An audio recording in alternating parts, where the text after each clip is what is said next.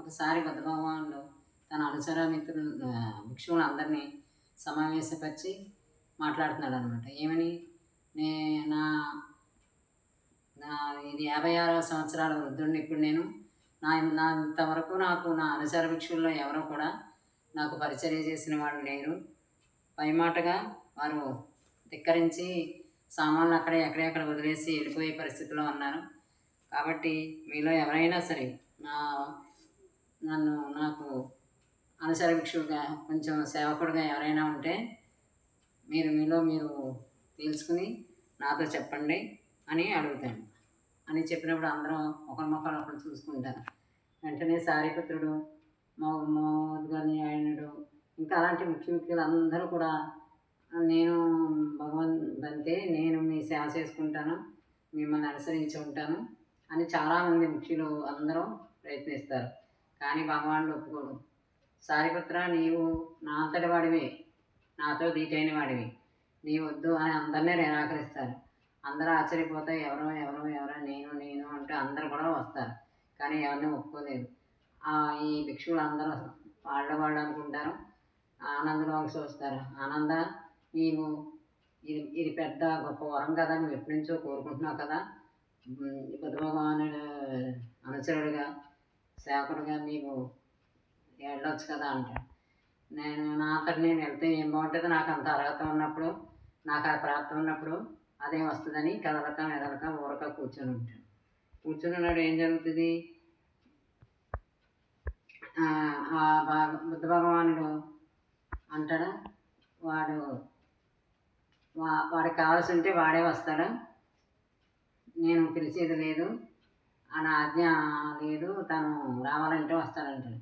అప్పుడు గబగబా లేచి వచ్చి సాష్టాంగపడి, బంతే, మీరు ఒప్పుకుంటే, మీరు నాకు వరం ఇస్తే నేను మీ అనుచర పరిచర్య చేసుకుంటూ మిమ్మల్ని అనుసరించి ఉంటాను. ఈ రోజు నుంచి నేను మీకు సేవ చేసి మీ పరిచర్య చేసి ఉంటాను. కాకపోతే నాకు 8 వరాలు ఇవ్వాలి. ఆ 8 వరాలు ఏంటంటే, 4 ఏమో ఆక్షేపించేయి, 4 ఏమో అలాంటివి అడుగుతాడనమాట. ఇది పెద్ద సేవకుడు అనమాట. ఎలాగ 4 అంటే, నాకు మీతో భోజనానికి తీసుకెళ్ళకూడదు, నన్ను రమ్మనకూడదు, మంచి వస్త్రాలు ఇవ్వకూడదు, మీరున్న కుటీరంలో నన్ను రాత్రిపూట నన్ను నిద్రపోనివ్వకూడదు, మళ్ళీ మీరు భిక్షకి వెళ్ళినప్పుడు నన్ను కూడా తీసుకెళ్ళకూడదు. మరి బౌద్ధ భిక్షువులు ఊళ్ళో వాళ్ళు ఏమనుకుంటారో, ఆహారం కోసం బుద్ధుడు శిష్యుడిగా మారి ఇలా తిరుగుతున్నాడని నన్ను ఆక్షేపిస్తారు అంటాడు. అలాగే ఇంకా 4 ఉన్నాయి. అవి ఏంటంటే, నేను లేనప్పుడు మీరు చెప్పిన ధర్మోపదేశాలన్నీ నాకు తర్వాత మీరు వివరించాలి. నేను ఒప్పుకున్న చోటుకే మీరు భోజనానికి వెళ్ళాలి. నేను ఒప్పుకున్న అందరు భిక్షువులు అందరూ వచ్చి విన్నప్పుడు నా అనుమతి వారికి నా అనుమతి ఇవ్వాలి. ఇలాంటివన్నీ కోరుకుంటాను.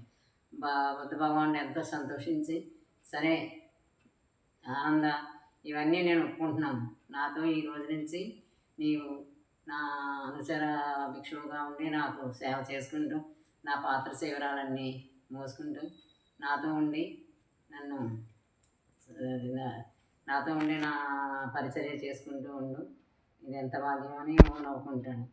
మరి ఆనందుడు అప్పటి నుంచి చివరి వరకు బుద్ధుడు పరమపరించి మహావినిష్క్రమణం చేసే వరకు కూడా ఆనందుడు ఏనాడు బుద్ధుడు వదలలేదు. విశాఖ, ఆనందుడు, ఇలాంటి సారిపుత్ర, ఇలాంటి అనేక మంది మహానుభావులు ఉన్నారు. వాళ్ళందరూ ఇలాగే వరాల్లా కోరుకుంటారు. కానీ వాళ్ళు ఎలాంటి కోరికలు కోరేదో చూసారా? మంచి వస్త్రాలు ఇవ్వకూడదు అన్నాడు, మంచి ఆహారం ఇవ్వకూడదు అన్నాడు, మంచి నివసించడానికి మంచి కుటీరంలో స్థానం కూడా వద్దన్నాడు.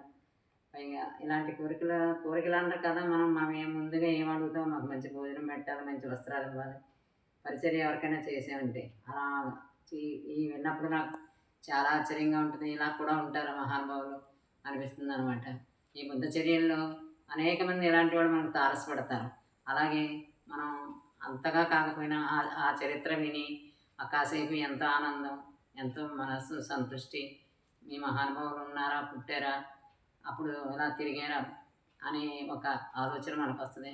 ఈ ధర్మాలు ఎలాగా మనం విని ఆనందించి ఎప్పుడో ఒకటైనా మనం ఆచరించుకుని ఎప్పుడో ఒకప్పుడు మనకి ఆచరణలోకి తెచ్చుకునే అవకాశం వస్తుంది.